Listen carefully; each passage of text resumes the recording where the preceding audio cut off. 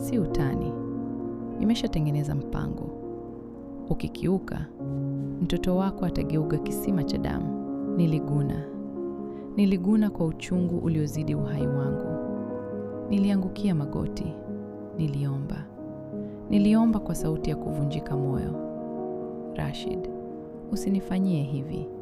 Nipe mtoto wangu. Niruhusu niondoke. Sitaingilia maisha yako tena. Lakini Rashid alikuwa amesimama kama jiwe. Haweza kubadili azimio lake. Alioa mke wake mpya. Alimleta nyumbani. Na mimi nilitambulishwa kama dada wa kazi. Mtu wa kufanya kazi za nyumbani, wa kuhudumia, wa kuwepo kama kivuli. Mke wa Rashid aliitwa Neema. Neema alikuwa mwanamke mrembo, mwenye tabasamu la kufurahisha. Lakini aliponiona, macho yake yalikuwa na mashaka. Alijua kuna kitu. Alihisi kuna kitu. Lakini hakujua. Na mimi nilinyamaza. Kwa sababu ya Amani, maisha yangu yakawa ya kuteswa. Neema alikuwa mama mwenye nyumba. Mimi nilikuwa mtumishi. Alinituma kusafisha, kupika, kumnawisha, kufanya kila kitu. Aliniona kama tishio. Kila nilipomkaribia Rashid, alinikemea. Kila nilipozungumza na wageni, alinikataza. Wakati mwingine, usiku, nilisikia sauti zao wakiwa chumbani. Nilisikia Neema akimwambia Rashid, huyo kijakazi wako ananitazama kwa macho ya kutisha. Unajua historia yake? Kwa nini anakaa hapa? Si utamfukuza? Na Rashid alimjibu, usijali. Yeye ni mtumishi tu. Hana madhara. Achana naye. Nilikuwa nimezikwa hai. Neema alianza kukosea masharti ya Rashid. Hakuwahi kumpenda Rashid, alikuja kwa sababu ya pesa. Alianza kubadilisha wanaume na kuwaleta nyumbani. Kitu ambacho ni kinyume na masharti aliyopewa Rashid na mganga wake. Rashid alipojua ukweli alikasirika. Alikasirika sana. Kuanzia siku hiyo, mali zake zilianza kutawanyika. Kampuni zikaanza kusambaratika. Wateja wakamkimbia. Fedha zikaanza kuyeyuka kama barafu juani. Neema alipoona mambo yanaharibika, alimwacha Rashid. Alimchukua mtoto wake, akatoroka usiku mmoja. Rashid alibaki peke yake. Na mimi nilimtazama akiwa amekaa sebuleni, nyumba kubwa ikiwa imemezwa na ukimya. Alikuwa amepoteza utajiri wake. Alikuwa amepoteza mke wake. Alikuwa amebaki na mimi tu, yule aliyekuwa baraka yake. Lakini sasa hakuwa na baraka tena. Nilimwendea kwa huruma. Rashid, naomba nimuone Amani. Naomba niondoke naye. Umenitesa kwa muda mrefu. Nipe mtoto wangu. Rashid alinikataa. Hapana. Amani yuko salama. Yuko mahali pazuri. Utaondoka mpaka niseme. Nilikaa kwa miezi, nikimtazama akizama katika umaskini. Nyumba kubwa ikawa kama kaburi. Samani zikaanza kuuzwa. Watumishi wakaachishwa kazi. Nyumba ikabaki tupu. Lakini Amani bado hakurudi. Kisha ugonjwa ukamwingia Rashid. Ugonjwa wa ghafla. Siku moja aliamka akashindwa kuinuka. Alianza kukonda. Alianza kuharibiwa na homa za kushuka na kupanda. Alilala kitandani, hoi, akisubiri kifo. Hakuna aliyekuja kumjali. Marafiki wake wote walikuwa wametoweka. Watu wa benki walianza kuja kuchukua nyumba. Mkopo wake mkubwa ulikuwa umeiva na hakuwa na cha kulipa. Nyumba ilikuwa karibu kuchukuliwa. Nilimtazama Rashid akiwa amelala, uso wake ukiwa umelegea, macho yake yakiwa yamezama. Alikuwa mtu anayesubiri kifo, bila mtu wa kumpa mkono. Moyo wangu uliguna. Nilimkumbuka kila alichonifanyia. Nilimkumbuka alivyonitumia kama baraka. Nilimkumbuka alivyoninyima mtoto wangu. Nilimkumbuka alivyonifanya mtumishi nyumbani kwangu. Lakini pia nilimkumbuka siku aliyenikumbatia baada ya Juma kunishambulia. Siku aliyonilinda. siku alionichagua. Nilimwendea, nikaketi karibu naye. Rashid, unahitaji msaada. Nakumbuka kuna shehe mmoja anayewasomea dua watu wenye shida kama wewe. Nimesikia wengi wanapona. Naomba niende kumleta. Utakubali? Rashid alinikumbatia kwa macho yaliyokuwa yamejaa uchovu. Alikubali kwa kichwa. Nilitoka. Nikamtafuta Shehe Sadiki. Shehe mwenye hekima, mwenye macho ya kuona zaidi mambo ya duniani. Nilimleta nyumbani. Alimsomea dua Rashid. Kisha akasema, mwanangu, ugonjwa huu si wa mwili pekee, ni wa roho. Ulitafuta utajiri kwa njia za kichawi, ukamnyanyasa mwanamke aliyekuwa baraka yako, ukamnyima mtoto wake. Sasa unavuna ulichopanda. Lakini Mungu ni mwingi wa rehema. Ukiomba msamaha, utapona. Rashid alilia. Alilia kwa mara ya kwanza mbele yangu. Alisema, ninaomba msamaha. Nimekosea. Nimekuwa mbaya. Nimekuwa na roho mbaya. Shehe alisoma dua tena.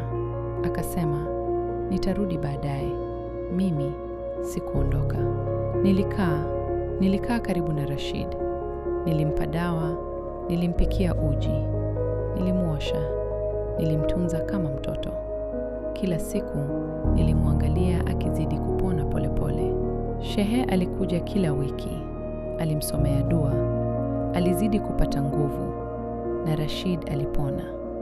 Alipona taratibu, hadi siku moja akaweza kutembea, akaweza kusimama, akaanza kuishi tena.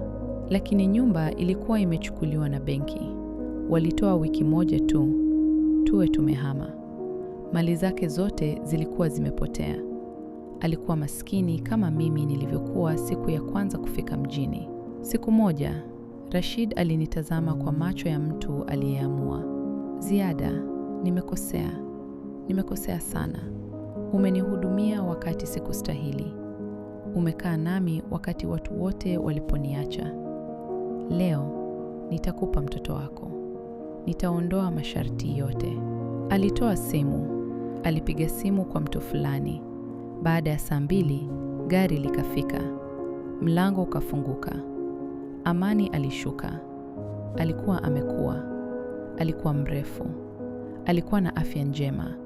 Ngozi yake iking'aa. Macho yake yakiwa na mwanga. Alikimbia kunikumbatia. Mama! Nilimpokea kwa mikono iliyotetemeka. Nilimkumbatia. Nilimlaza kifuani mwangu. Nililia kwa furaha iliyozidi maumivu yote niliyoyapitia. Nilimwangalia Amani. Alikuwa na afya njema. Alikuwa amekula vizuri. Alikuwa amevaa vizuri. Alikuwa ameenda shule. Nilimtazama Rashid. Alikuwa wapi? Alikuwa kwa familia nzuri. Niliwapa pesa wamlee.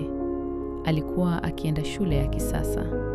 Alikuwa akipata chakula bora. Sikumtendea vibaya Ziada. Alikuwa salama. Alikuwa mzima. Nilikuwa namchukulia kama mtoto wangu mwenyewe. Niliguna kwa sababu niliona ukweli. Amani alikuwa na afya bora kuliko nilivyoweza kumpa kijijini. Alikuwa ameenda shule bora. Alikuwa ameishi maisha mazuri. Rashid alimchukua kwa sababu mbaya, lakini alimtunza kwa njia nzuri. Nilimshika mkono Amani, nikamtazama Rashid. Naomba niondoke. Naenda kijijini kwa Bibi Saada. Nitaanza upya. Rashid alisimama. Alikuwa dhaifu, lakini macho yake yalikuwa na nuru mpya. Ziada, mimi unaniacha na nani? Sina nyumba, sina pesa, sina mtu yeyote. Wote wameniacha. Nimebaki na wewe peke yako na mtoto wako. Naona sasa, wewe ndio baraka yangu ya kweli. Sio kwa sababu ya uchawi, bali kwa sababu wewe ni mwema. Wewe ni mwenye huruma. Naomba, niruhusu nije nawe. Turudi wote kijijini. Nianze upya pamoja na wewe. Nilimtazama kwa muda mrefu. Nilimkumbuka alivyoniumiza. Nilimkumbuka alivyoninyima uhuru wangu. Nilimkumbuka kila chozi nililolia. Lakini pia nilimkumbuka alivyomtunza Amani, alivyompa maisha bora, alivyokaa nami wakati watu wote waliponitupilia mbali. Nilimshika mkono. Twende kijijini, tuanze upya, lakini masharti yangu. Hakuna uchawi, hakuna udanganyifu, hakuna kumtumia mtu. Tutaishi kwa jasho letu, kwa mkono wetu. Rashid alikubali kwa unyenyekevu. Leo ninaishi kijijini Mtwara. Rashid yuko nami. Amani anakuwa mwenye afya. Bibi Saada alitukaribisha kwa mikono miwili. Rashid hana utajiri tena, hana jumba kubwa, hana watumishi. Ana shamba dogo la mihogo na mahindi. Ana ndoto za kufuga kuku. Yupo na mimi. Ana amani. Wakati mwingine, usiku, tunakaa nje ya nyumba yetu ndogo, tukiangalia nyota. Rashid ananishika mkono.